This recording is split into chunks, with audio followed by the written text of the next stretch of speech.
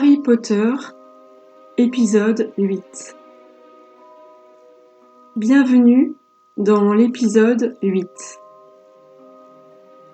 Précédemment, Harry a trouvé le courage de rencontrer le mur, grâce à l'expérience vécue avec Hagrid, grâce à son courage, mais aussi grâce à la famille Weasley, qui l'initie avec bienveillance et simplicité.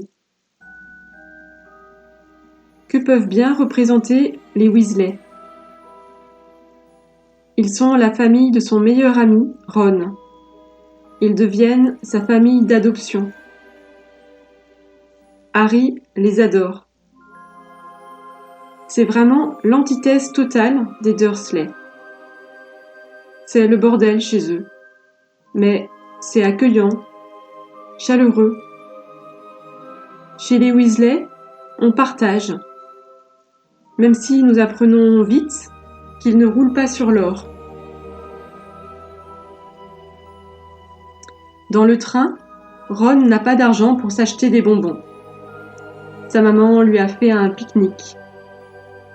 Drago se moque de lui dès leur rencontre à cause de ses vêtements de seconde main. Mais chez les Weasley, il y a du partage, de la générosité. Harry est très vite intégré à cette famille. Il a droit à son pull tricoté à Noël. La porte est toujours ouverte. Pour cela, le concept de l'ombre va nous aider à comprendre ce que cette famille représente. Dans l'inconscient de Harry, les Weasley représentent une réparation de ce qu'il a expérimenté de la famille chez les Dursley. L'inconscient est un monde vaste qui héberge et contient tous les potentiels, tous les possibles, toutes les valeurs et les expériences qui ont été interdites à Harry dans son vécu. Chacun de nos inconscients nous met en lien avec la totalité de l'expérience humaine, grâce à ce que Jung a appelé l'inconscient collectif. C'est pour cela que rencontrer sa propre psyché permet une unification de l'être, une réparation et une ouverture à tous les possibles. Les Weasley sont ce qu'on pourrait appeler l'ombre positive des Dursley. D'ailleurs, les deux mots se ressemblent. Ils ont une fin commune. On peut s'amuser en français à jouer au langage des oiseaux avec ces deux mots, Weasley et Dursley. La fin du mot commun, c'est les, que j'entends comme le pronom pluriel les, L-E-S, qui me parle de la famille. Et Dursley, dans Dursley, j'entends la famille où c'est dur, comme le début du mot, dur, D-U-R, les durs. La famille où la vie est dure, où le cœur est dur. Et dans l'ombre positive, dans le monde des sorciers, les Weasley, la famille du oui ou des oui, la famille qui s'engage, qui dit oui à la vie, oui à la relation. Ainsi, cette famille joyeuse et accueillante ouvre le chemin à Harry et l'accompagne à bord du train. Nous retrouvons Harry et Ron dans le même wagon. Dans ce train qui le mène à Poudlard, Harry va rencontrer les deux figures les plus importantes pour lui en termes d'amitié. Les deux figures de qui il se rapproche, Hermione et Ron, qui deviendront ses alliés et soutiens, qui lui permettront d'affronter Voldemort. Harry fait plus ample connaissance avec Ron dans le train. Ron symbolise le bon copain. Celui qui, comme Harry, se sent un peu écrasé par sa famille. Il passe après ses frères. Il a du mal à être perçu comme une personnalité identifiée pour elle-même. En cela, il y a un écho avec Harry. Il représente une énergie de complicité, quelqu'un de très humain, qui est impressionné d'être assis face au héros Harry. Quelqu'un qui rêve d'être populaire.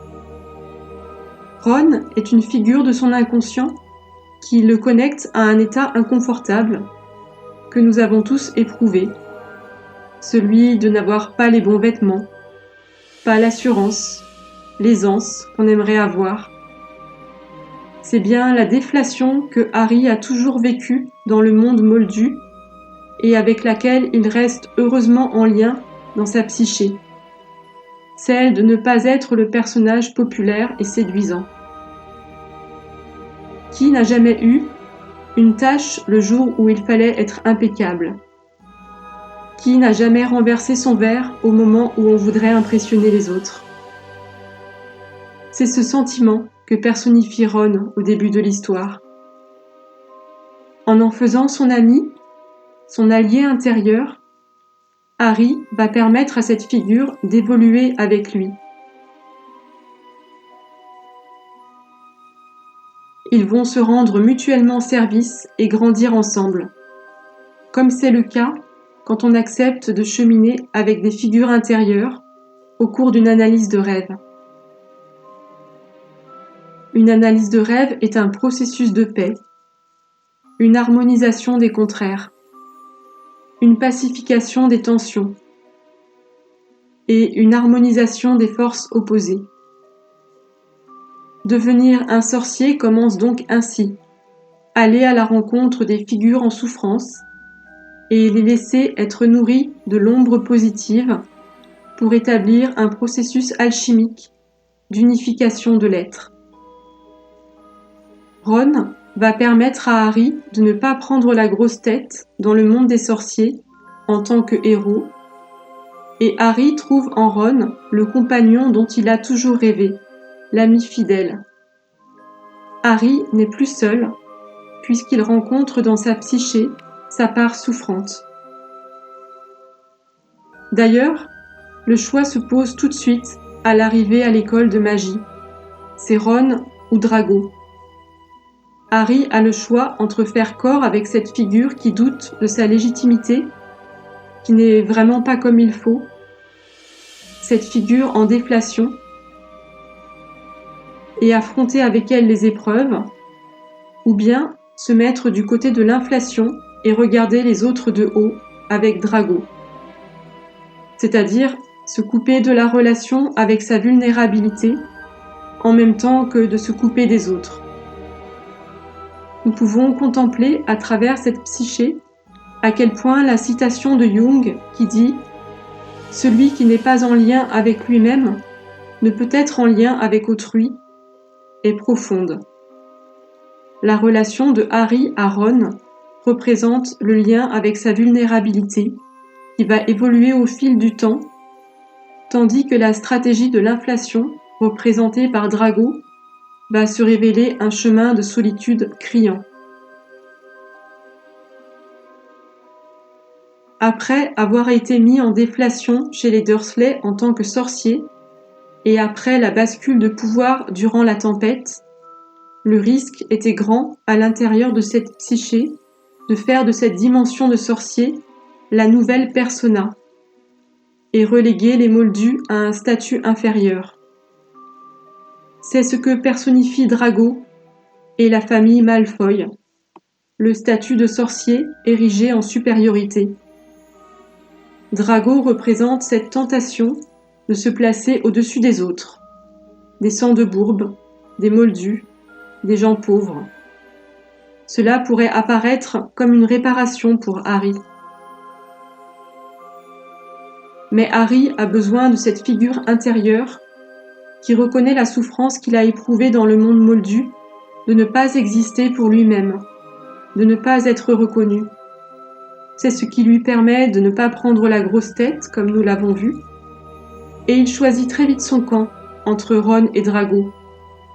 Il répond à Drago « Je sais de qui je dois me méfier.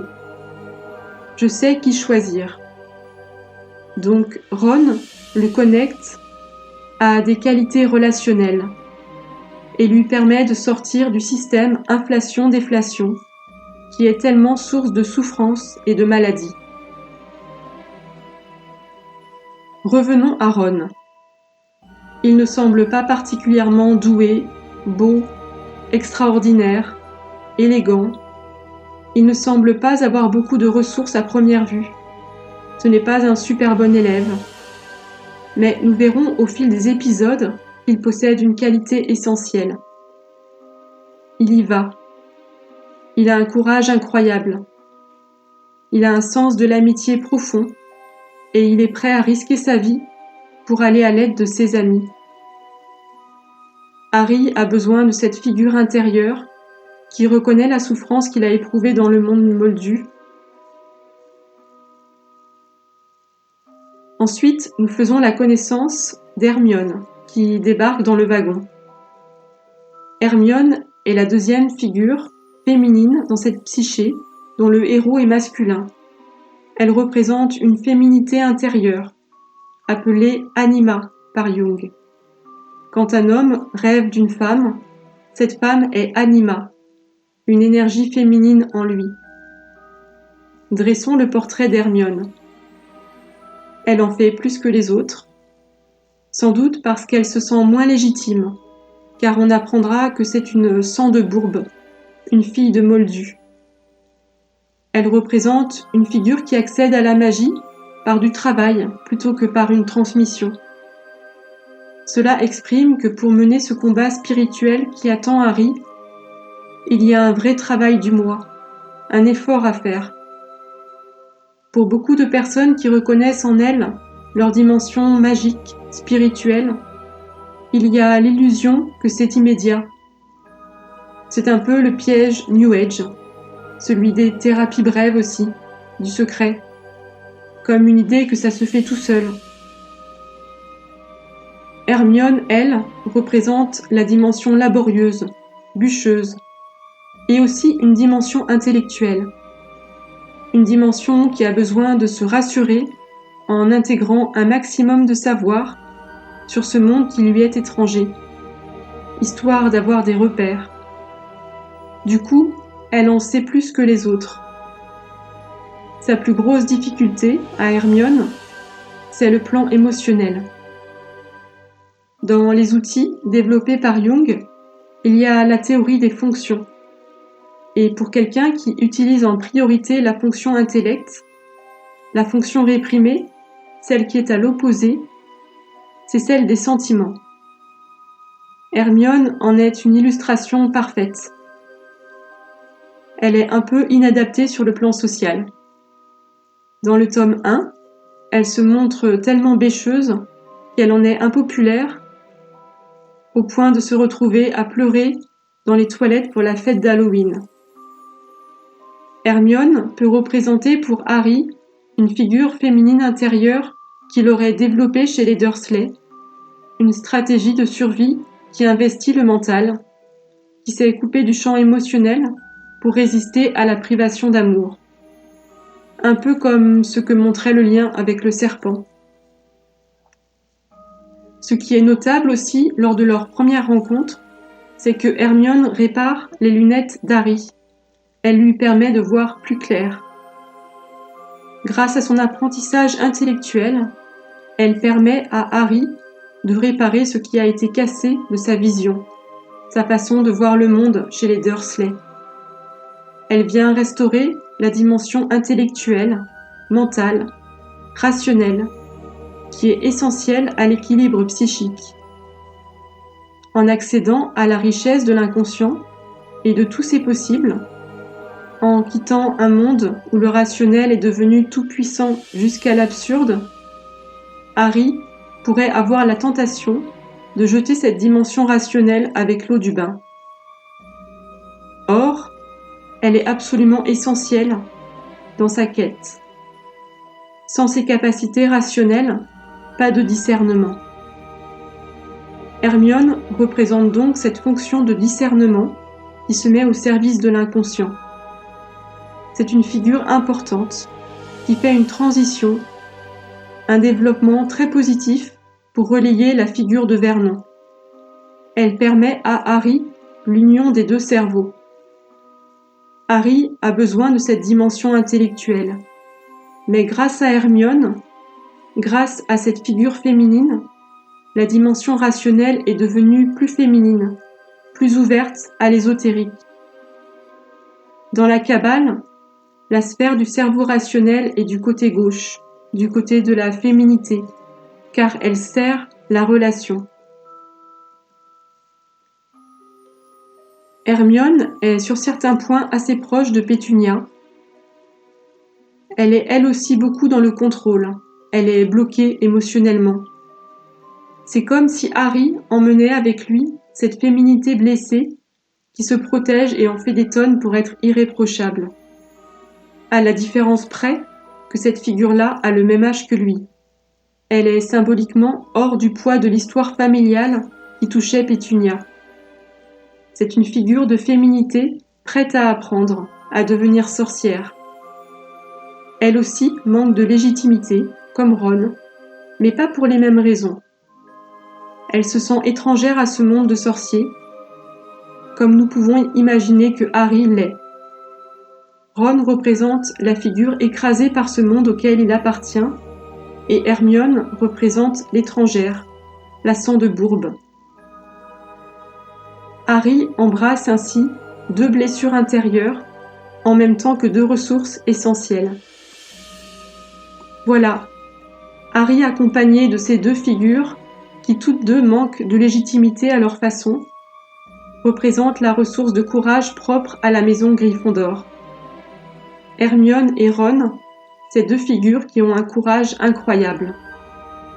Ça va lui permettre d'affronter l'entité despotique de ce monde, Voldemort. Ainsi, nous apprenons que pour affronter en nous l'archétype malade, nous avons besoin de faire alliance avec nos dimensions blessées. Il est question aussi d'inclure le mental, le rationnel dans cette traversée. Vous avez été présenté aux alliés intérieurs de Harry. La prochaine étape est l'arrivée à Poudlard. À bientôt.